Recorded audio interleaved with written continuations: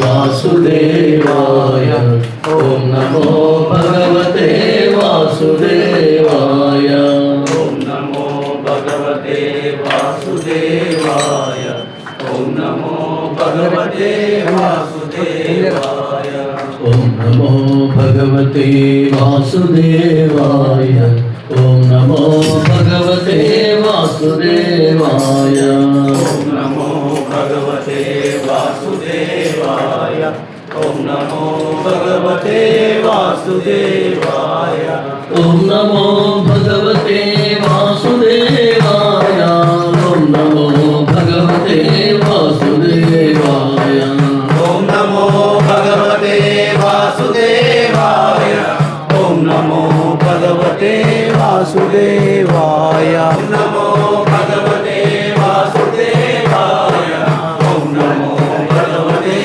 वासुदेवाय नमो भगवते वासुदेवाय ओम नमो भगवते वासुदेवाय ओम नमो भगवते वासुदेवाय ओम नमो भगवते वासुदेवाय ओम नमो भगवते वासुदेवाय ओम नमो भगवते वासुदेवाय ओम नमो भगवते वासुदेवाय ओम नमो भगवते वासुदेवाय ओम नमो भगवते वासुदेवाय ओम नमो भगवते वासुदेवाय ओम नमो भगवते वासुदेवाय ओम नमो भगवते वासुदेवाय ओम नमो भगवते वासुदेवाय ओम नमो भगवते वासुदेवाय ओम नमो भगवते वासुदेवाय ओम नमो भगवते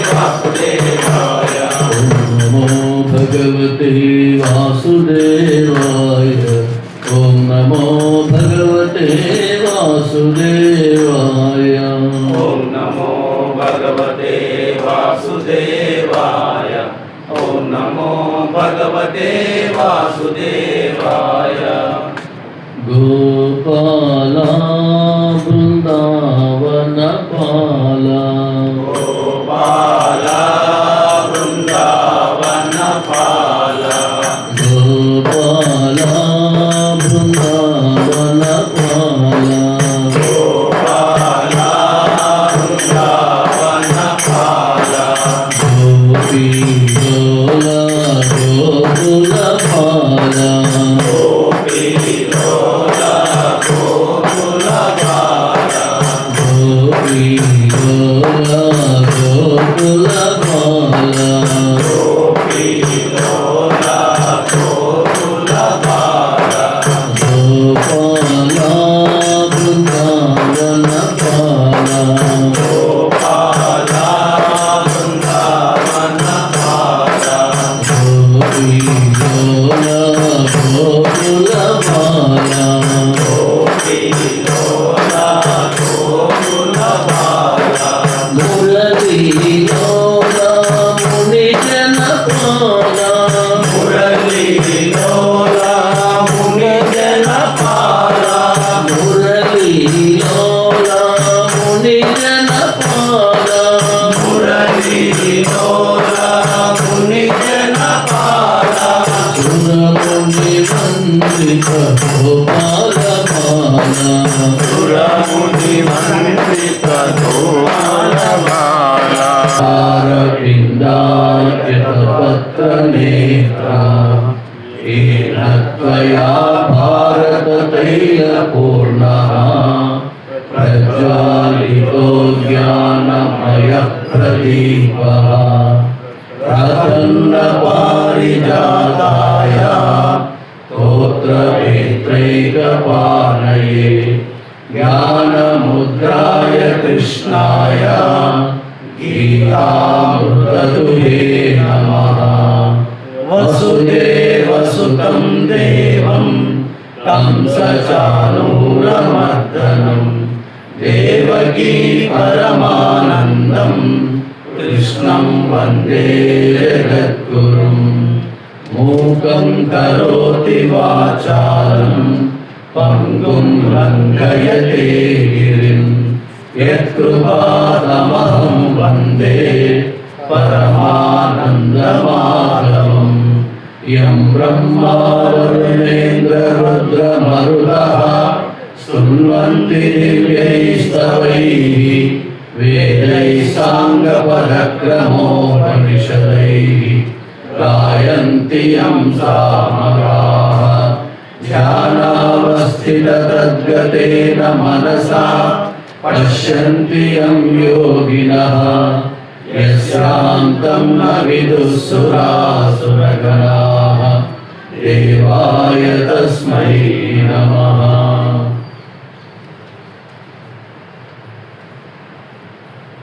ओम श्री कृष्ण परब्रह्मणे नमः। श्रीमद्भगवद्गीता अथ नवमोऽध्यायः राजविद्या राजगुह्ययोगः।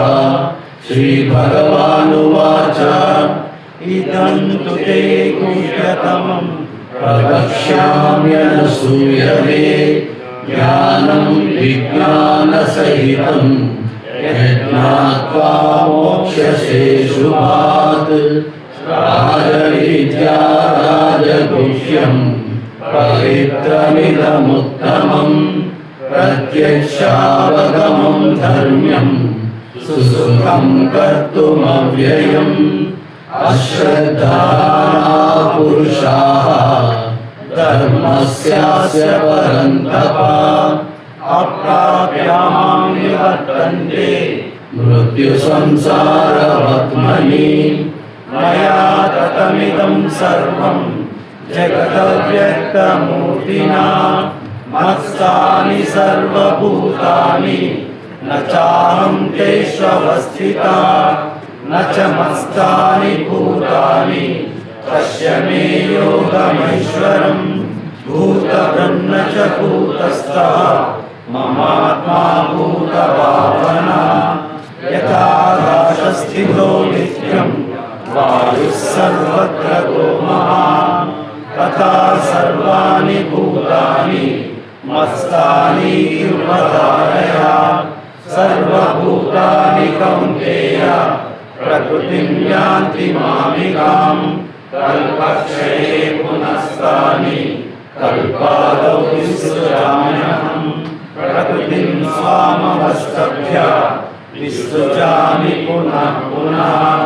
भूतग्राममिमं कृत्स्नम् अवशं प्रकृतेर्वशात् न च मां तानि कर्माणि निबध्नन्ति धनञ्जय। उदासीनवदासीनम् असक्तं तेषु कर्मसु मयाध्यक्षेण प्रकृतिः सूयते सचराचरम्। हेतुनानेन कौन्तेय जगद्विपरिवर्तते अवजानन्ति मां मूढाः मानुषीं तनुमाश्रितं परं भावं न जानन्तः मम भूतमहेश्वरं। मोघाशामोघकर्माणः मोघज्ञानाविचेतसः राक्षसीमासुरीं चैव प्रकृतिं मोहिनीं शिराः। महात्मानस्तु मां पार्थ दैवीं प्रकृतिमाश्रिताः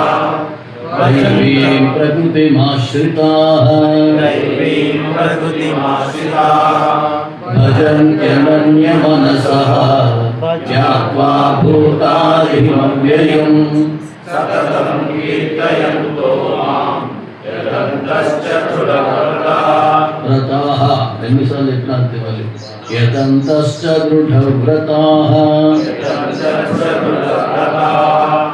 नमस्यन्तश्च मां भक्त्या नित्ययुक्ता उपासते। ज्ञानयज्ञेन चाप्यज्ञे यजन्तो माम् उपासते।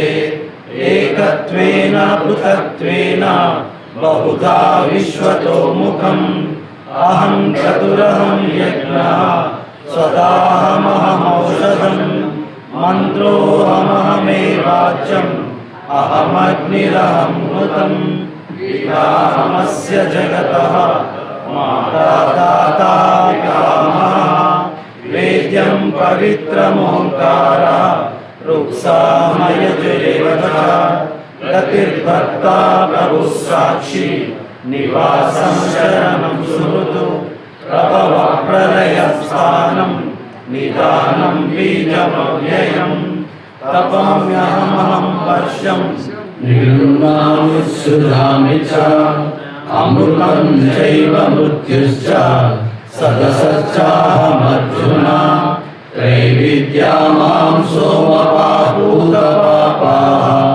यज्ञैरिष्ट्वा स्वर्गतिं प्रार्थयन्ते ते पुण्यमासाद्य सुरेन्द्रलोकम् अश्नन्ति दिव्यान् दिवि देवभोगान् ते तं भुक्त्वा स्वर्गलोकं विशालम् क्षीणे पुण्ये मर्त्यलोकं विशन्ति एवं त्रयीधर्ममनुप्रपन्नाः गतागतं कामकामा लभन्ते अनन्याः चिन्तयन्तो मां ये जना पर्युपासते तेषां नित्याभियुक्तानां योगक्षेमं वहाम्यहम् येऽप्यन्यदेवता भक्ता यजन्ते श्रद्धयान्विताः देवी मामेव कौन्तेय यजन्त्यविधिपूर्वकम् अहं हि सर्वयज्ञानां भोक्ता च प्रभुरेव च न तु मामपि जानन्ति तैत्वेन प्रश्यवन्ति ते यान्ति देवव्रता देवा यान्ति देवव्रता देवान् यान्ति देवव्रता देवा पितॄन् यान्ति पितृव्रता भूतानि यान्ति भूतेज्य यान्ति मद्याजिनोऽपि मां पत्रं पुष्पं फलं तोयं यो मे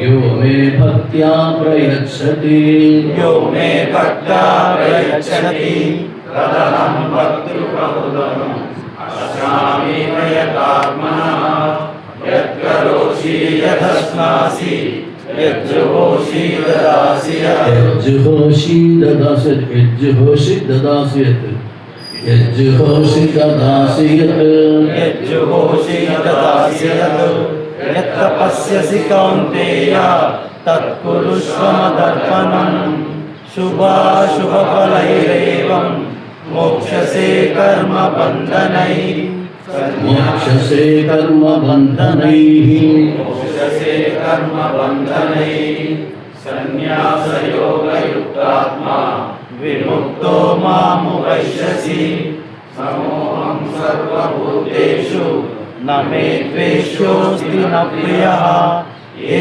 भजन्ति तु मां भक्त्या मयि ते तेषु चाप्यहम् अपि चेत् दुराचारो श्री भगवानुवाच अपि चेत् सुदुराचारः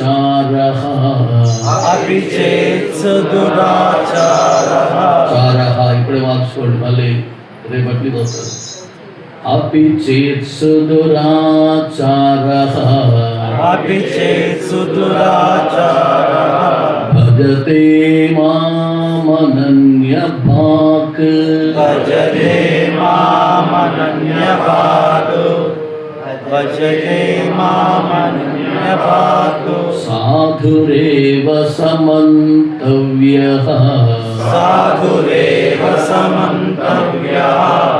साधुरेव समन्तव्यः सम्यक् व्यवसितो हि सः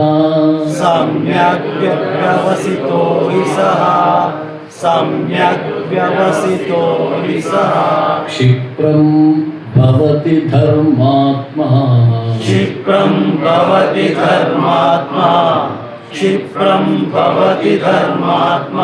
शश्वच्छान्तिं निगच्छति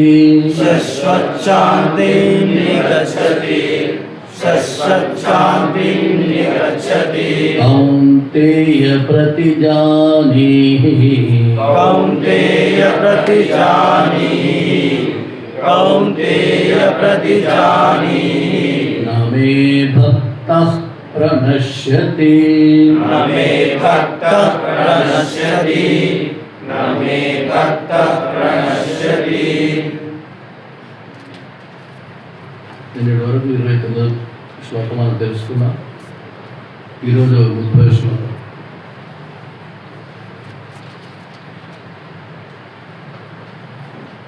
అందరి యోగక్షేమాలు తానే వహిస్తానన్నాడు. నాకు ఎవరి మీద ద్వేషం కానీ ప్రేమ కానీ లేదు, అందరూ నాకు సమానమే. కానీ ఎవరైతే నన్ను ఆరాధిస్తూ ఉంటారో, నన్ను ఆశ్రయిస్తూ ఉంటారో, వారి హృదయంలో ఉంటారు, నా హృదయంలో వారు ఉంటారని మనం తెలుసుకున్నాం. అయితే ఇక్కడ అర్జునుడికి ఒక సందేహం కలిగింది.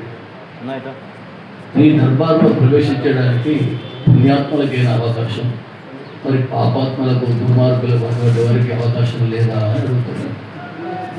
ఆయన సందేహం. ఈ ముందు 3 కుర్చీలు ఉన్నాయి, ఇట్లాంటి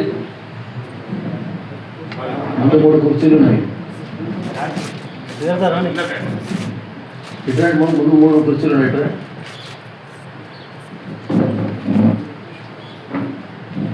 ఎగురుగా రండి,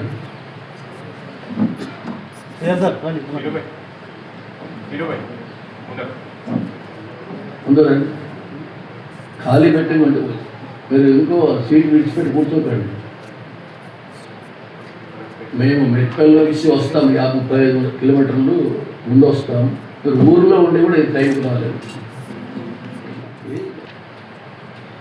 భగవంతుడి యొక్క సన్నిధిలో ప్రవేశించడానికి పుణ్యాత్ములకైనా మరి భక్తులకైనా అవకాశం. మరి దుర్మార్గులు ఉంటారు కదా, దురాత్ములు ఉంటారు కదా, దుష్ట ప్రవర్తన కలిగిన వాళ్ళు ఉంటారు కదా, వీళ్ళందరికీ నీవు స్థానం కల్పించేవాళ్ళు, వీళ్ళందరినీ ఉద్ధరించవా అని ఆయన యొక్క సందేహం. అడగలే, సందేహం. అంటే శిష్యుని యొక్క సందేహం తాను బోధిస్తుంటే, గురువు బోధిస్తుంటే శిష్యుల్లో ఈ సందేహం కలుగుతుందని గురువు తెలుసుండే అతను అడగకముందే ఆ సందేహాన్ని నివృత్తి చేసేవాడు నిజమైన గురువు.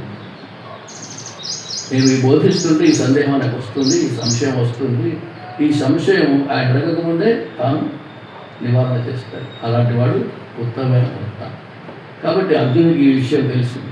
అర్జునుడు తన యొక్క ముఖ కవలికను బట్టి పరమాత్మ ఏర్పాటు తెలుసుకున్నాడు. ఎందుకంటే పుణ్యాత్మలకు భక్తులకు వాళ్ళనే అవకాశం ఇస్తావు, కానీ దుర్మార్గులకు ఇవ్వవా అన్నట్టు అన్నాడు. అంటే ఇప్పుడు పరమాత్మ ఈ శ్లోకాలు చెప్తున్నాడు. పుణ్యాత్ములే కాదు, భక్తులే కాదు, సత్పురుషులే కాదు, వాళ్ళందరూ కాకుండా దుర్మార్గులైనా పర్వాలేదు, దుష్టుడైనా పర్వాలేదు. ఇంతవరకు ఎన్నో దుర్మార్గాలు చేశాడు, మోసాలు చేశాం, మనం అందరం ఇంతవరకు దుర్మార్గంగా జీవించాం.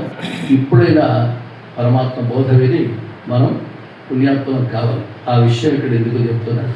ఎందుకంటే ఆపి చేత్ సు దురాచార. దురాచార అంటే దుర్మార్గాలు చేసేవాడు. ఎవరైతే దుర్మార్గులు అయితే ఉంటారో, దుష్ట కార్యాలు ఎవరైతే చేస్తారో వాళ్ళని దురాచారులు అంటారు.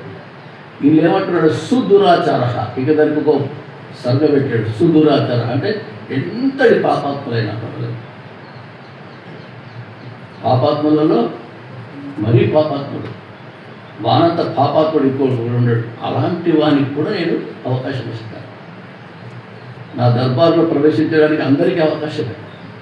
భక్తులకు ఇస్తాను, పుణ్యాత్మలకు ఇస్తాను, దుర్మార్గులకు ఇస్తాను, పాపాత్మలకు ఇస్తాను. మహాపాపాత్ములైనా సరే, వానంతటి పాపం పాపాత్ముడు ఇంకొకటి ఉండడు. అలాంటి పాపాత్మునైనా నేను నా స్థానం కల్పిస్తాను. అర్జున విను, మహాపాపాత్ములైనా కానీ నా దర్బార్లో ప్రవేశించే అవకాశం ఉంది.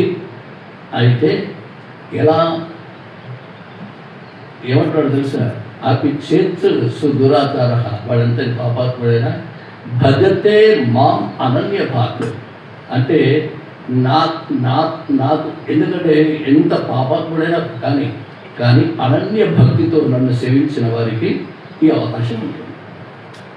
వాడు ఎంత పాపాత్ముడైనా కానీ, మహాపాపాత్ముడు కానీ, ప్రాపంచిక దృష్టి మీద ప్రాపంచిక దృష్టి లేకుండా, విషయ ప్రపంచంపై ఆసక్తి లేకుండా, కేవలం నాయందే మనస్సు లగ్నం చేసి నిరంతరం నన్ను స్మరిస్తూ ఉంటాడు.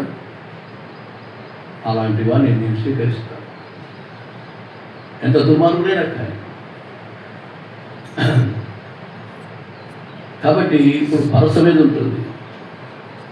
పరసవేది ఇనుమును తాకితే బంగారంగా మారుతుంది. నువ్వు తెచ్చుకుంటారన్నా ఎవరన్నా తెచ్చుకుంటే అడవుల్లో దొరుకుతాయి. పరసవేది అనే వేరు ఉంటుంది తీగ, అది తీసుకొచ్చి ఇనుముకు తాకిస్తే ఇనుము బంగారంగా మారుతుంది. తాకిస్తేనే బంగారంగా మారుతుంది. మీకు ఆల్రెడీ తెచ్చుకొని ఉంటాయి. లేదని చెప్తాడు ఆయన. పరసవేది ఇనుమును తాకితే బంగారంగా మారుతుంది. అదేవిధంగా అనేక సంవత్సరం నుండి కుప్పలు కుప్పలుగా పోగేసిన కట్టెలు ఉన్నాయనుకోండి, వాటన్నిటిని ఒక్క నిపుణతో కాల్చేయవచ్చు. అవన్నీ కాలిపోతాయి. అవి ఏ విధంగా భస్మం అయిపోతాయో, ఒక గదిలో ఎంతో కాలం నుండి చీకటిగా ఉంది, కొన్ని సంవత్సరాల నుంచి చీకటిగా ఉంది.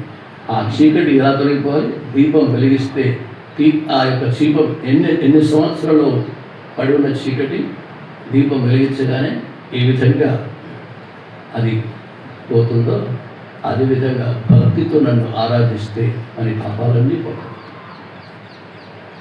కావాల్సిందండి భక్తి సోకితే చాలు. పరసవేది సోకితే బంగారంగా మారినట్టు, అన్ని కట్టెలన్నీ పోగు చేసిన కట్టెలన్నీ ఒక నిపుణతో కాల్చేసినట్టు, అదేవిధంగా ఎంతో కాలం నుండి చీకటి ఉన్న గదిలో ఒక దీపం వెలిగిస్తే దీపం ఆ చీకటి పోయినట్లు భక్తితో నన్ను ఆరాధిస్తే వాడు పాపాత్ముడై పుణ్యాత్ముడిగా మారుతున్నాడు. అనన్యమైన భక్తి కావాలి. విషయ ప్రపంచంపై దృష్టి లేకుండా భగవంతుడే సర్వస్వం గతి పతి అని భావించి ఎవడైతే ఆరాధిస్తాడో అలాంటి వాడిని నేను స్వీకరిస్తాను. వాడు ఎంత పాపాత్ముడైనా పర్వాలేదు. తర్వాత ఏమంటాడు తెలుసా? అపిచ్చేత్సు దురాచార, అలాంటి దుర్మార్గుడు అలా పాపాత్ముడు, ఆ పాపాలను నశించిపోతాయి. కాబట్టి ఇప్పుడు అతడు ఏ విధంగా మారుతాడు తెలుసా? సాధువు ఏవ మంతవ్య, అతన్ని నేను సత్పురుషుడిగా స్వీకరిస్తాను. దురాత్ముని ఎవరు స్వీకరించారు? దురాత్ముని వాళ్ళని దగ్గర రాణిస్తారా? దుష్టకార్యం చేసే వాళ్ళ రౌడీలను దగ్గర రాణిస్తారా? మంచి వాళ్ళను సత్పురుషుల దగ్గర రాణిస్తారు. అదేవిధంగా ఇతడు భక్తి సోకింది కాబట్టి ఆ భక్తితో అతను పవిత్రుడైపోయాడు కాబట్టి అతన్ని సాధువుగా నేను పరిగణిస్తాను. నువ్వు సాధువు అంటే ఎవరు తెలుసు? సాధువు అంటే ఎవరు?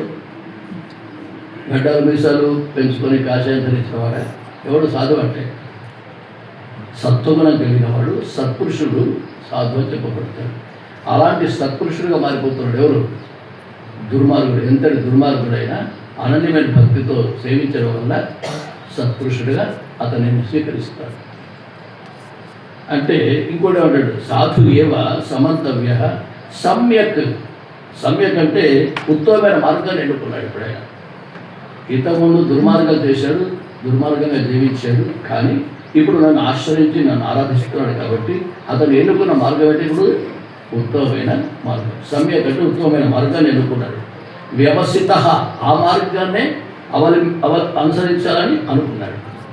ఏ మార్గాన్ని ఎన్నుకున్నాడో ఆ మార్గంలోనే జీవించాలని అనుకున్నాడు ఆయన. ఎవడు? మహాపాపాత్ముడైనా కానీ భగవంతుడి యొక్క అనుగ్రహం పొందిన తర్వాత పుణ్యాత్ముడు అవుతున్నాడు. ఆ తర్వాత సాధువుగా ఆయన పరిగణిస్తానన్నాడు. ఆ తర్వాత భగవంతుని మార్గాన్ని అనుసరించాలని తాను నిశ్చయం చేసుకున్నాడు. కాబట్టి అతడు శ్రేష్ఠుడు, సహా శ్రేష్ఠుడు.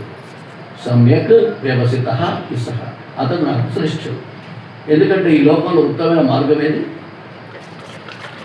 ఈ లోకంలో అన్నిటికంటే ఉత్తమమైన మార్గం ఏది? సత్పురుష సాంగత్యం. అన్నిటికంటే ముఖ్యమైన మార్గం సత్పురుష సాంగత్యం. ఉంటే మనం సత్పురుషులతో కలిస్తే మనకు సద్భావనలు కలిగి సదాచారాన్ని ఆచరించి పరమాత్మను పొందే అవకాశాలు ఉంటాయి. అందుకోసమే సత్సంగాన్ని ఆశ్రయించాలని చెప్తాను.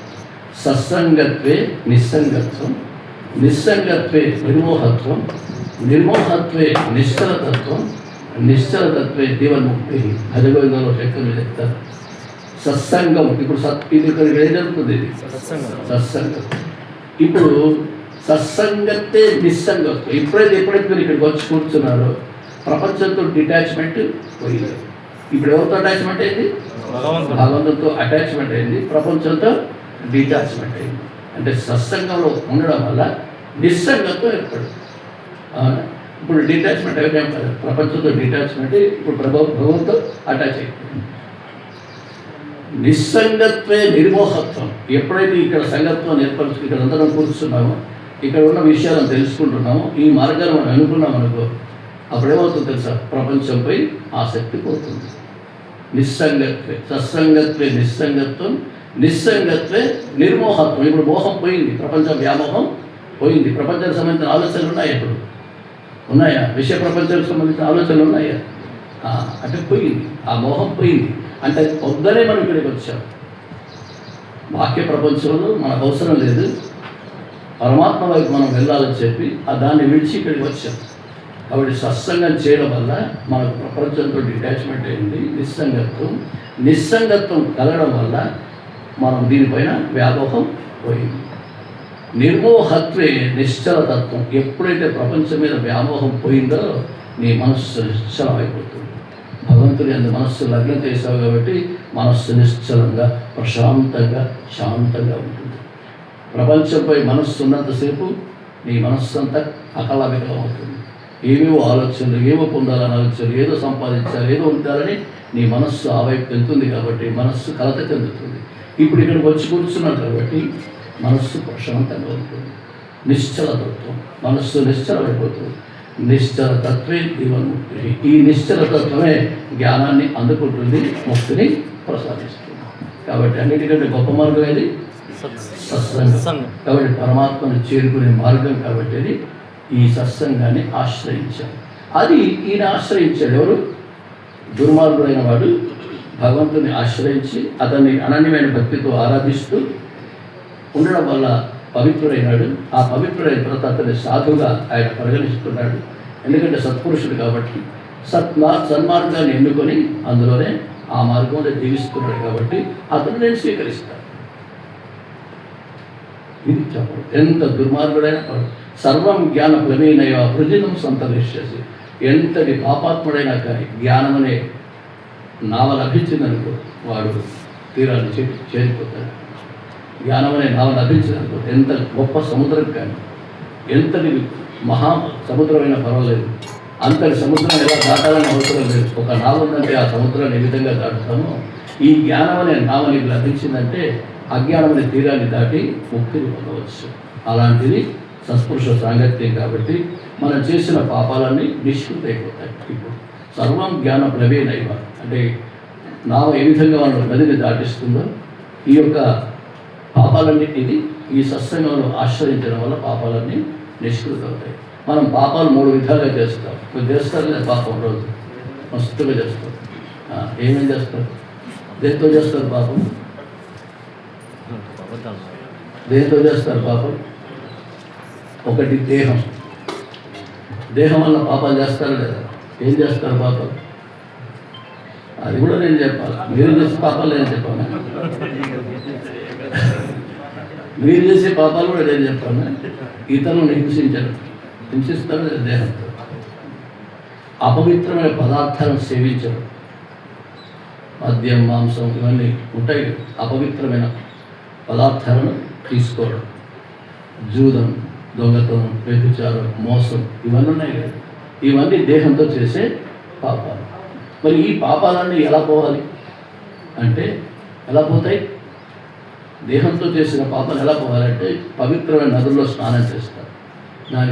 దానివల్ల దేహానికి సంబంధించిన పాపాలన్నీ పోతాయి. నెంబర్ 2 ఇంకా దేంతో చేస్తారు పాపం? నాలుక వాచికంగా మాట్లాడుతుంటే అంటే అసత్యం పలకడం, ఇతరులను దూషించడం చేస్తారు కదా. ఇతరులను దూషించడం కానీ, అసత్యం పలకడం కానీ, ఊరికైనా అసత్యం పలుకుతారు. ఇలాంటివన్నీ పాపాలు ఉంటాయి. ఈ పాపాలు ఎట్లా పోవాలి? నాలుగు అపవిత్రమైంది, దీన్ని పవిత్రం ఎట్లా చేసుకోవాలి? ఇతరులను దూషించావు, అసత్యంగా మాట్లాడావు, దీనివల్ల పాపం సంభవిస్తుందా లేదా? మరి ఈ పాపం ఎలా అవ్వాలి అంటే ఈ పాపం భగవంతుని యొక్క నామాలను పారాయణ చేయడం కానీ, సంకీర్తన చేయడం కానీ, ఇవన్నీ స్తోత్రాలు చేయడం వల్ల కానీ ఈ పాపాలన్నీ పోతాయి. మనం భజనకి రాకపోతే మన పాపాలు ఎట్లా పోతాయి? ఇక్కడ టైంకి వచ్చినాం, టైంకి రాకపోతే భజన చేయకపోతే, భగవనం అనకపోతే పాపాలు ఎట్లా పోతాయి? వచ్చినా పాపాలు కూడా ఏం చేస్తాం? మీ కర్మ. వాచికంగా చేసిన పాపాలన్నీ ఈ విధంగా భజన కానీ, సంకీర్తన కానీ, నామం కానీ, పారాయణం కానీ చేస్తే వాచికంగా చేసిన పాపాలన్నీ పోతాయి. ఇంకోటి ఏం చేస్తారు? మానసికంగా కూడా చేస్తారు. మనస్సు ద్వారా ఏం చేస్తారు? దుష్ట సంకల్పాలు, చెడు సంకల్పాలు కలుగుతాయి మనస్సులో. చెడు వాసనలు ఉంటాయి, అవి కావాలి ఇవి కావాలని చెడు వాసనలు మనలో ఉంటాయి. తర్వాత ఏముంటాయి మనసులో? పరస్త్రీలపై వ్యామోహం కలుగుతుంది. స్త్రీలకు పురుషులపై, పురుషునికి స్త్రీపై ఇలా వ్యామోహాలు కలుగుతాయి. ఇవన్నీ పాపాలే కదమ్మా. ఇవన్నీ ఎలా పోవాలి మరి? దుష్ట సంకల్పాలు కలిగాయి, చెడు వాసనలు ఉన్నాయి. తర్వాత స్త్రీ వ్యామోహం కానీ, పురుష వ్యామోహం కానీ, లైంగిక వ్యామోహాలు ఉంటాయి. ఇవన్నీ మనం ఒక స్త్రీని చూసినప్పుడు తల్లిగా భావించకుండా ఇంకొక రకంగా భావిస్తుండడం వల్ల, మనస్సులో ఒక వ్యక్తిని చూసి మనస్సులో ద్వేషించడం వల్ల, ద్వేషిస్తాం లేదా? అతను మనం ఏమి అనలేకపోయినా కానీ ద్వేషిస్తాం. ఇలాంటి పాపాలన్నీ చేస్తాం. ఈ పాపాలన్నీ ఎట్లా నిష్కృతి కావాలి? భగవంతుడి యొక్క ధ్యానం వల్ల ఇవి నిష్కృతి అవుతాయి. అంటే శారీరకంగా చేసిన పాపాలన్నీ గంగలో స్నానం చేస్తే పోతాయి. వాచికంగా చేసిన పాపాలు కానీ నామ సంకీర్తన వల్ల పోతాయి. మానసికంగా చేసిన పాపాలన్నీ ధ్యానం ద్వారా పోతాయి. ధ్యానంలో మనస్సు పరిశుద్ధమవుతుంది కాబట్టి అలా పోతాయి. కానీ ఇవన్నీ పాపాలు ఒక్క సత్సంగాన్ని ఆశ్రయిస్తే అన్నీ పోతాయి. ఈ పాపాలన్నీ ఒక్కొక్కటి ఒక్కొక్క రకంగా వెళ్తే సత్సంగాన్ని ఆశ్రయిస్తే పాపాలన్నీ ఒక్కసారి నిష్కృతి అవుతాయి. ఇప్పుడు ఏది గొప్ప మనం? సత్సంగం అనేది గొప్ప మనం. దాన్ని మనం త్యాగం చేశాం. ఇప్పుడు ఎంతమంది వస్తున్నారు? దీనిలో వ్యాసులు దాన్ని త్యాగం చేశారు, మహాపురుషులు. ఎందుకంటే త్యాగం చేసేది ఎవరైనా గొప్ప వస్తువు త్యాగం చేసినప్పుడు గొప్పవాడు, చిన్న వస్తువు త్యాగం చేసినప్పుడు గొప్పవాడు అవుతాడు. మనం అంత చిన్న చిన్న వస్తువులు ఏదో నేను ఇంత చందారాశం అది రాశం ఇది పెట్టాం అది పెట్టాం, చిన్న చిన్న వస్తువులు త్యాగం చేశాం. కానీ మీరు భగవంతునే త్యాగం చేశారు, భగవద్గీతనే త్యాగం చేశారు. మీరు గొప్పవాళ్ళు, మేము గొప్పవాళ్ళ. గీతనే త్యాగం చేసిన వాళ్ళు మీరు చాలా గొప్పవాళ్ళు. కాబట్టి ఈ త్యాగాలను మీరు చేస్తారు. ఇటువంటి త్యాగాలు పనికిరావు. దీనివల్ల జీవితం వ్యర్థం. ఇంత అవకాశం ఉన్నా, ఇంత బాగా చేస్తున్నా వచ్చి వినడం లేదంటే వాళ్ళ కర్మ మనం చేస్తారు చెప్పండి. సరే, ఇవన్నీ కేవలం సన్మార్గాన్ని ఎన్నుకోవడం వల్ల, సత్సంగాన్ని చేయడం వల్ల ఈ పాపాలన్నీ నిష్కృతి అవుతాయి. ఇప్పుడు ఫోన్ వచ్చేది, వెళ్ళిపోయాడు, అయిపోయింది. ఉన్నా కానీ వినడిపోదు. చేసిన పాపం ఏదైతే ఉంటుందో అది మనము ఇటువంటి మాటలను కానీ, ఇటువంటి భాషలను కానీ, భగవత్ సంబంధించిన విషయాన్ని కానీ విననివ్వదు. చేసిన పాపం ఏదైతుందో అది రానివ్వదు, విననివ్వదు. ఎందుకంటే మనస్సులో అన్ని అవే సంకల్పాలు ఉంటాయి కాబట్టి. భగవంతుడి కంటే గొప్పది ఎప్పుడు ఫోన్? అంటే మనం దేనికి ప్రాధాన్యత ఇస్తున్నాం? దేనికి ప్రాధాన్యత ఇస్తున్నాం? ఈ యొక్క విషయం కోసం ప్రాధాన్యత ఇస్తున్నాం, కానీ భగవంతునికి ప్రాధాన్యత కల్పిస్తున్నారు లేదు. అంటే ఆయన విమర్శించడం కాదు, మనం అందరం అంతే. ఫోన్ వస్తే లేచిపోతారు, అందుకోసం ఫోన్ స్విచ్ ఆఫ్ పెట్టుకోమంటారు. ఆయన ఒక్క విషయం కాదు, మనం అందరం అంతే. చాలామంది లేచిపోతారు. కాబట్టి ఆ విధంగా చేయకుండా అనన్యమైన భక్తితో చేస్తే ఇవన్నీ నిష్కృతి అవుతాయి. కాబట్టి పరమాత్మ ఏమంటున్నాడంటే, ఈ ఒక్కటి చేస్తే, సత్సంగం చేస్తే సమస్తమైన పాపాలు సమసిపోతాయని చెప్తున్నాడు. ఎందుకంటే సత్సంగం అంత గొప్పది, సత్పురుషుల కలయిక అంత గొప్పది. ఎందుకంటే సహవాసం చేయడంలో ఉంటుంది. ఎవరితో సహవాసం చేస్తే వారి అలవాట్లు వీళ్ళకి వస్తాయి. వాడు వీడవుతాడు, వీడు వాడవుతాడు. కొన్ని రోజులకు వాడు వీడవుతాడు, వీడు వాడవుతాడు. ఈయన లక్షణాలని ఆయనకు వస్తాయి, ఆయన లక్షణాన్ని వీళ్ళకి వస్తాయి. అందుకోసమే సత్సంగం గొప్పది. ఇప్పుడు సత్సంగం గొప్పదా లేకుంటే ఆయన ఏమంటాడు? విశ్వామిత్రుడికి వశిష్ఠుడికి ఒక వివాదం పడుతుంది. సత్సంగం గొప్పదని వశిష్ఠుడు అంటాడు, కాదు తపస్సే గొప్పదని విశ్వామిత్రుడు అంటాడు.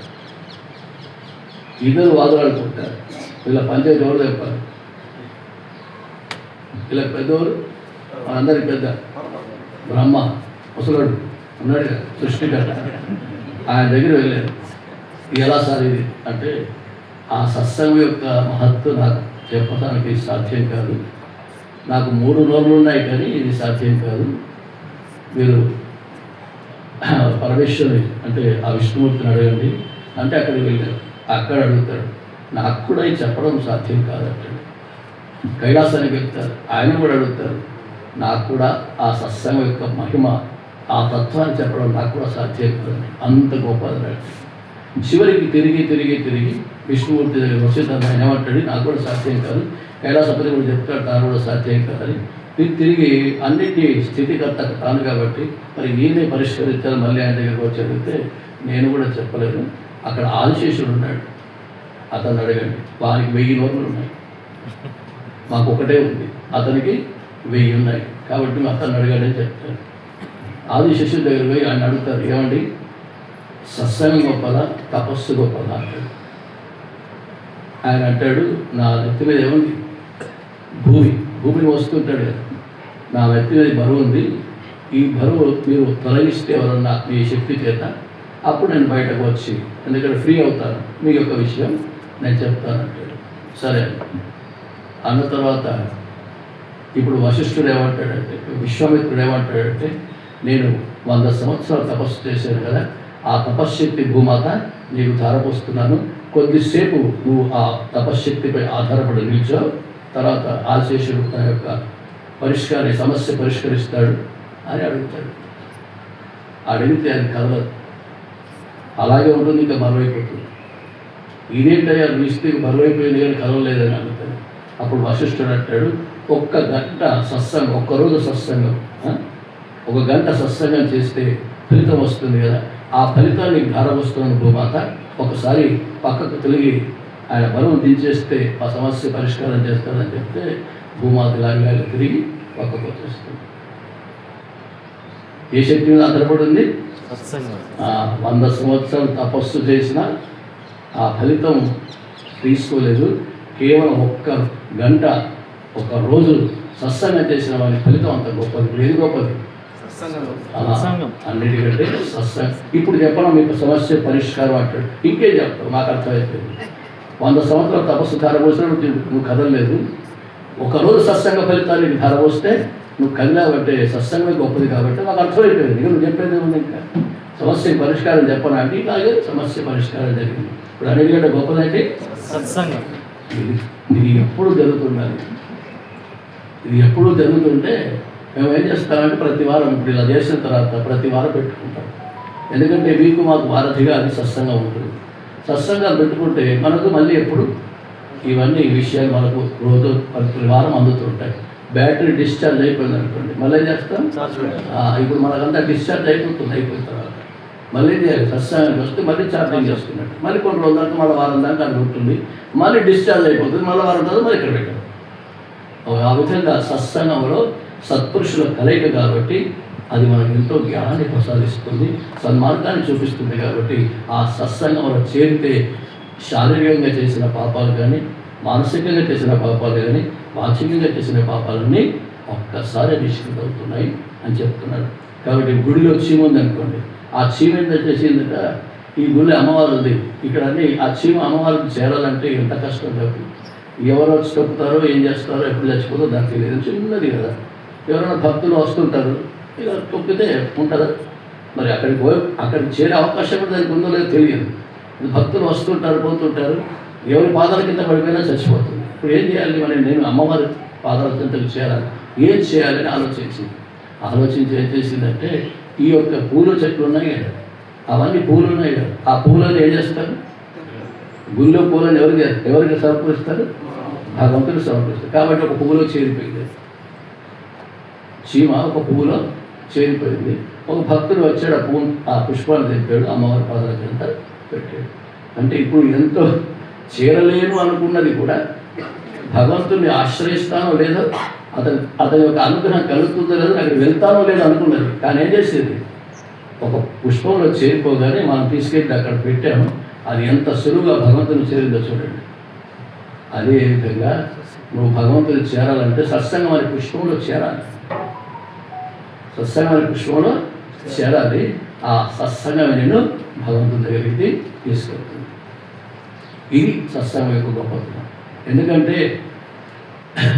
అది గంగలో మునక వేసిన, త్రివేణి సంగంలో మునక వేస్తారు. ఎందుకు? పాపాలన్నీ పోతాయి. త్రివేణి సంగంలో ఏముంటాయి? గంగా, యమున, సరస్వతి, ఆ 3 ఉంటాయి. ఆ 3 కలయిక అక్కడ జరిగినప్పుడు అక్కడ మనం స్నానం చేస్తే పాపాలన్నీ నిష్కృతం అవుతాయని చేస్తారు. కానీ ఆ గంగలో మునక వేస్తే పాపాలు పోతాయి. కానీ ఈ గంగలో మునక వేస్తే ఇక్కడ కూడా 3 ఉన్నాయి. ఏమున్నాయి? భక్తుడు ఉన్నాడు, భగవంతుడు ఉన్నాడు, భగవన్నామము ఉంది. ఈ మూడు త్రివేణి సంగమం. దీన్ని మించి లేదు లేదు. భక్తుడు ఉన్నాడు, భగవంతుడు ఉన్నాడు, భగవన్నామం ఉన్నాయి. ఆ గంగలో మునక వేస్తే, ఆ త్రివేణి సంగమంలో మునక వేస్తే నీకు పాపాలు పోతాయి, కానీ ఈ గంగలో మునక వేస్తే మోక్షం లభిస్తుంది. అలాంటిది సత్సంగం అంటే. చింతామణి ఉంది, చింతామణి తెలుసు, ఒక రత్నం. అదేం చేస్తుందంటే, మనం దాన్ని ఎవరికైతే చింతామణి ఉంటుందో ఆ చింతామణిని ఆరాధిస్తే లౌకిక సంపదను ఇస్తుంది. పెట్టుకుంటే అట్లా పెట్టుకోవచ్చు. చింతామణి ఒక ఇలా ఉంటుంది గుండ్రగా, దాన్ని చింతామణి అంటారు. దాన్ని ఆశ్రయించిన వారికి, అది ఇంట్లో పెట్టుకున్న వారికి ఏమిస్తుంది? లౌకిక సంపదలన్నీ ఇస్తుంది. నువ్వు ఏది కోరితే అది ఇస్తుంది చింతామణి. లౌకికమైన సంపదలు, లౌకికమైన సుఖాలు అన్నీ చింతామణిని ఆశ్రయిస్తే అది ఇస్తుంది. అదేవిధంగా కల్పవృక్షం ఉంది. కల్పవృక్షం చెప్తుంది. ఆ కల్పవృక్షం ఏం చేస్తుందంటే స్వర్గ సుఖాలను ఇస్తుంది. మనం కల్పవృక్షాన్ని ఆరాధిస్తే స్వర్గ సుఖాలను ఇస్తుంది, మళ్ళీ సంపదలన్నింటినీ అందజేస్తుంది. ఇది కామధేను ఉందనుకోండి, కామధేను దేవలోకంలో ఉంది. ఆ కామధేను ఏది కోరితే అది ఇస్తుంది, కానీ సత్సంగం సకలాన్ని ఇస్తుంది. ఇప్పుడేం కాదు. కాబట్టి ఈ విధంగా ఎంతటి పాపాత్ముడైనా సత్సంగంలో చేరాడంటే వాడు పుణ్యాత్ముడు అవుతున్నాడని చెప్తాడు. ఎందుకంటే వాల్మీకి మీకు తెలుసు, ఎవరు? రామాయణ కావ్యాన్ని రచించినటువంటి గొప్ప కవి, ఆది కవిగా సుప్రసిద్ధమైనటువంటి వాడు. ఆయన ఏం చేశాడు? వాల్మీకి అంతఃకృతం, ఆయన పేరు రత్నాకరుడు, దొంగ. ఆయన ఒక దొంగ. వచ్చిన వారిని దారిదోపిడి చేసి ఆ ధనంతో ఇవ్వకపోయిన వారిని చంపేసి ఆ ధనాన్ని తాను అపహరించుకొని తీసుకొని పోయేవాడు. ఈ విధంగా రోజు జరుగుతుంది. ఈ దాంతో రోజు జరుగుతుంది. ఒకరోజు నారదుడు వస్తాడు. వచ్చినప్పుడు ఆ నారదుడి కూడా ఈ దగ్గరే ఉందో తీయచ్చాడు. నా దగ్గరే ఉందినా కాలం చిరుతలు తప్ప నా దగ్గర ఏం లేదు. వీణ ఉంది, చిరుతలు ఉన్నాయి, ఇవి తప్ప ఏం లేదు. మర్యాద కొద్ది ఇస్తావా లేదా అంటాడు. ఇవ్వకుండా నేను చంపేస్తాను, కత్తి కూడా తీస్తాడు. భయపడతాడేమనుకుంటాడు, భయపడాడు. భక్తుడు దేనికి భయపడు. భయపడేది మృగలక్షణం, భయపడేది పశు లక్షణం. కాబట్టి ఆయన భయపడు, భయపెట్టాడు భక్తుడు కాబట్టి. మరి ఏం చేస్తావు? ఇది ఆయన అన్నీ చూశాడు. ఎవరైనా బెదిరిస్తే, వాళ్ళు ఎవరైనా బెదిరిస్తే పిరికితనంతో, భయంతో వణికిపోయే వాళ్ళు ఉన్నారు, ఒక టైపు. ఇంకొకరు ఏంటంటే ఎదిరించి పోరాడని వాళ్ళు ఒక టైపు ఉన్నారు. కానీ ఇది ఏది లేదు, ఊరికే ఉన్నాడు. అప్పుడు అంటాడు, ఆయన ఒక విషయం చెప్తాను, నువ్వు ఇంత పాపం చేస్తున్నావు కదా, ఈ పాపాన్ని చేసి ఈ డబ్బాతో ఏం చేస్తావు అంటాడు. ఏం లేదండి, భార్య బిడ్డలు ఉన్నారు కదా, వాళ్ళందరూ పోషించుకోవాలి కదా, దానికోసం ఈ పాపం చేస్తున్నాను అంటాడు. అయితే చెప్తాను, నువ్వు చేస్తున్న పాపంలో వాళ్ళేమన్నా, నీవు చేస్తున్న పాపం ఏదైతే ఉందో వాళ్ళేమన్నా భాగాన్ని పంచుకుంటారు, వాళ్ళేమన్నా పాలు పంచుకుంటారా అడిగిరా ఒకసారి. పంచుకుంటే పర్వాలేదు, నువ్వు ఎంత ఇస్తావో అంతవరకు పాపం సంభవిస్తుంది, వాళ్ళు తీసుకుంటారు. వాళ్ళు ఏమన్నా నీకు భాగస్వాములు అవుతారా ఒకసారి అడిగిరాపు అంటాడు. భార్య దగ్గరికి పోతాడు, ఏమే నేను ఇంత పాపం చేసి తీసుకొని వస్తున్నా కదా, మరి నా పాపంలో నీకు పాలు పంచుకుంటావా అది అంటే, నేను ఎందుకు పంచుకుంటాను, భార్య బిడ్డను పోషించే నీ వంతు, అది భర్తగా నువ్వు చెయ్యాలి. కాబట్టి నువ్వు పాపం చేస్తే నాకేం సంబంధం, నేను పంచుకోను, నాకు అవసరం లేదు అంటుంది. అప్పుడు బిడ్డల దగ్గరికి వెళ్తాడు. ఒకరు ఇద్దరు ముగ్గురు బిడ్డలు ఉంటారు, వాళ్ళందరూ అడుగుతాడు. అడిగితే వాళ్ళు కూడా మాకేం సంబంధం, నువ్వు పాపం చేస్తున్నావు, నువ్వు సంపాదిస్తున్నావు, నువ్వు ఎట్లా సంపాదిస్తున్నావు మాకు కాదు, మౌనం పోషించడం నీ ధర్మం కాబట్టి నువ్వు చేస్తున్నావు. కాబట్టి నువ్వు ఏం చేస్తున్నావో, ఎలా చేస్తున్నావో, ఎలా తీసుకొస్తున్నావు మాకేం సంబంధం లేదు. ఆ పాపంలో మేమెందుకు భాగాన్ని పంచుకుంటాం, మాకు కూడా అవసరం లేదు. మనం కూడా అంతే, పాపం చేసి సంపాదిస్తే భార్య బిడ్డలు పంచుకోరు, నువ్వే అనుభవించాలి. పాపం చేస్తున్నావు, అనుభవం ఎవడు అనుభవించాలి, నువ్వే అనుభవిస్తావు. ఎందుకోసం చేస్తున్నావు, నా బిడ్డలు సుఖంగా ఉండాలి, నా భార్య సుఖంగా ఉండాలి, ఏమి సుఖంగా ఉండాలి. పాపం చేస్తున్నావు లేదా, అందరూ చేస్తున్నారు. ఎందుకు చేస్తున్నావు, దీనివల్ల ఎవరికి లాభం, నువ్వే నష్టపోయేది నువ్వు. భార్య బిడ్డలకే సంబంధం లేదు, నీ పాపంతో వాళ్ళకి ఎలాంటి సంబంధం లేదు, నీ ధర్మం కాబట్టి చేస్తున్నావు అంతే. ఇప్పుడు ఈ మాట చెప్పగానే వాళ్ళు కొద్దిగా జ్ఞానోదయమైంది. అదే నేను ఇంత పాపం చేసి తీసుకొని వస్తే ఎంతోమందిని హత్య చేశాను, ఎంతోమందిని చంపేసి, ఎన్నో రకాలుగా ఎంతమంది హింసించాను, ఇంత పాపం చేసినా కానీ తీసుకుని వచ్చి వీళ్ళని పోషించడానికి కదా చేసేది. ఇవన్నీ చేశాను. ఆయనేమో ఎవరు పంచుకున్నట్టున్నారని బాధపడతాడు. వచ్చి స్వామి ఇట్లా ఇట్లా జరిగిందని చెప్తారు. ఆయన అంటాడు, చూసారా ఇంత పాపం చేస్తున్నారు, ఎవరు పంచుకోరు, మొత్తం నువ్వే అనుభవించాలి కదా, మరి ఇంత పాపాత్ముడైనాక ఎట్లా చెప్పు అంటే, మరి ఏం చేయాలి తరించాలంటే ఇదిగోనని చెప్తానని చెప్పి రామ రామ అంటే వాడికి రామ రామ కూడా రాదు. పక్క పొంటి ఒక మర్రి చెట్టు ఇటొక మర్రి చెట్టు ఉంటుంది, మధ్యలో కూర్చోబెడతాడు. ఆ మర్రి ఈ మర్రి అంటారు అంటాడు. ఆ మర్రి ఈ మర్రి ఆ మర్రి మర్ర ఆ మర్రి మర్ర రామ రామ రామ అయిపోతుంది. ఈ రామనామం జపం చేస్తాడు. అంతవరకు దుర్మార్గుడు ఉన్నవాడు రామనామం జపం చేస్తూ ఉంటాడు. రామనామం జపం చేస్తే కొద్ది రోజుల తర్వాత నారదుడు ఆ యొక్క మార్గం నుండి మళ్ళీ వస్తూ ఉంటే ఎక్కడి నుంచో రామ్ రామ్ రామ్ రామ్ అని వినబడుతుంది, కానీ ఎక్కడి నుంచో తెలియదు, ఎవరు కనిపించడం లేదు. చివరికి చూస్తే ఏమవుతుందంటే ఒక పుట్టలోంచి ఆ శబ్దం వస్తుంది, రామ్ రామ్ రామ్ అని. అప్పుడు ఆ పుట్టలో వంగి చూస్తే ఇతడే రత్నాకరుడు. మొత్తం పుట్ట నిండా పుట్ట పెరిగిపోయింది, శల్యం అయిపోయాడు, కేవలం అస్థిపంజరం మిగిలింది. అలాంటి వాడు రోజు రామనామాన్ని జపిస్తూ తన్మయం అయిపోయాడు, తపస్సు చేసినట్టు రామ్ రామ్ రామ్ అన్నాడు. ఇప్పుడు ఎవరైపోయాడు? పవిత్రుడు అయిపోయాడు. ఇంతవరకు దుర్మార్గుడే ఉన్నాడు. వాల్మీకం అంటే పుట్ట, ఆ పుట్టలోంచి ఆ పుట్టను తొలగించి బయటకు వచ్చాడు కాబట్టి వాల్మీకి అని పేరు పెట్టాడు. ఆయన పేరు రత్నాకరుడు. వాల్మీకి అంటే పుట్ట నుండి తొలగింపబడ్డాడు కాబట్టి వాల్మీకి అని ఆయనకు నామకరణం చేశాడు. అలాంటి దొంగ, అలాంటి పరమ పాపాత్ముడు ఇప్పుడు ఏమయ్యాడు? భగవంతుని ఆశ్రయిస్తే, భగవంతుని ఆరాధిస్తే ఏమయ్యాడు? పవిత్రుడైపోయాడు. భక్తి అనేది అంత గొప్పది. భక్తి అనేది సోకితే అందరూ పవిత్రంగా మారుతారు. ఇదే నారదుని సాంగత్యంతో ధ్రువుడు నక్షత్రమండలంలో తారగా తెచ్చిపోయాడు. రామకృష్ణ పరమహంస సాంగత్యంతో నరేంద్రుడు వివేకానందుడిగా మారిపోయాడు. అసలైందా? అదే మాదాయి జాగైన దొంగలు ఉంటారు, బుద్ధుని ఆశ్రయించడం వల్ల వాళ్ళు సన్మార్గులైపోయారు. దుమ్ము గాలితో కలిస్తే ఏమవుతుంది? పైకి పోతుంది. అదే నీటితో కలిస్తే పాతాళం పోతుంది. అదేవిధంగా అగ్ని ఇప్పుడు మన ఇనుముంది మట్టితో కలిస్తే తుప్పు పడిపోతుంది. అదే అగ్నితో కలిస్తే పవిత్రమవుతుంది. అలాగే నువ్వు కలవడంలో తేడా, నువ్వు దుమ్ము గాలితో కలిస్తే ఏ విధంగా పైకి పోయిందో, అదే నీటితో కలిస్తే ఏ విధంగా అది అధోగతి పాలైందో నీవు కూడా అంతే. మంచిని చేస్తే ఊర్ధ్వగతిని పొందుతారు, లేకపోతే అధోగతిని పొందుతారు. దీనివల్ల మనకు అంటే ఎంతటి పాపాత్ములైన భక్తి కలిగిందంటే వాడు పుణ్యాత్ముడిగా మారుతున్నాడు. ఇది చెప్పేది. అనన్యమైన భక్తితో నన్ను ఆరాధించేవాడు ఎంతటి మహాపాపాత్ముడైనా నన్ను స్మరిస్తే, నన్ను ఆశ్రయిస్తే వాడు ఏమవుతున్నాడు? పుణ్యాత్ముడిగా మారిపోతున్నాడు. ఇది గొప్పతనం. ఇప్పుడు మహాపాపాత్మునికి ఇచ్చాడు లేదు ఇప్పుడు అవకాశం, పాపాత్మునికైనా అవకాశం ఇచ్చాడు.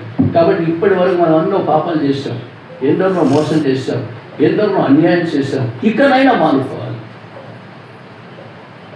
ఇప్పుడు మనకు భగవద్గీత తెలియదు, గీతా జ్ఞానానికి సంబంధించిన విషయం మనకు తెలియదు. కాబట్టి ఇప్పుడు తెలిసింది. ఆ పాపాత్ములంతా ఇప్పుడు వాల్మీకిలాగా పుణ్యాత్ముడై రామాయణ మహాకావ్యాన్ని రచించాడు. 24 శ్లోకాలతో నారదుడు రామాయణాన్ని వివరించి చెప్పాడు. 24 శ్లోకాలని దాన్ని 24,000 శ్లోకాలుగా మార్చి మనందరికి వివరించి చెప్పాడు.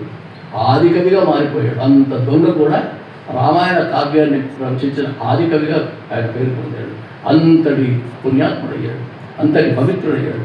మనం కూడా ఎంత దొంగతనం చేసినా, ఎన్ని తప్పులు చేసినా, ఎన్ని మోసాలు చేసినా ఇక నుండైనా మానుకోవాలి. ఇక నుండైనా మానుకొని మనం పవిత్రులు కావాలి, సత్సంగాన్ని ఆశ్రయించాలి. ఈ విధంగా చేస్తే ఎంతటి పాపాత్ముడైనా పునీతుడు అవుతాడు అంటున్నా. అతనికి నా దర్బార్లో స్థానం నేను ఇస్తాను. ఇది ఆయన చెప్పే విషయం. నెక్స్ట్ ఇంకోటి ఏమంటున్నాడు? క్షిప్రం భవతి ధర్మాత్మా, క్షిప్రం భవతి ధర్మాత్మా, శశ్వచ్ఛాంతిం నిగచ్చతి, శశ్వచ్ఛాంతిం నిగచ్చతి. కౌంతేయ ప్రతిజానీహి, కౌంతేయ ప్రతిజానీహి. నమే భక్తః ప్రణశ్యతి, నమే భక్తః ప్రణశ్యతి. అలా మారిన పుణ్యాత్ముడు ఏమవుతున్నాడు తెలుసా? క్షిప్రం భవతి ధర్మాత్మ. సరే, ఇది శ్లోకం రేపు చెప్పుకున్నది, ఒక అర్ధగంటలో పడుతుంది అంతది. ప్రతి శ్లోకం ఇక్కడ కదలదు, ఏ శ్లోకాలు గంట అర్ధగంట 45 minutes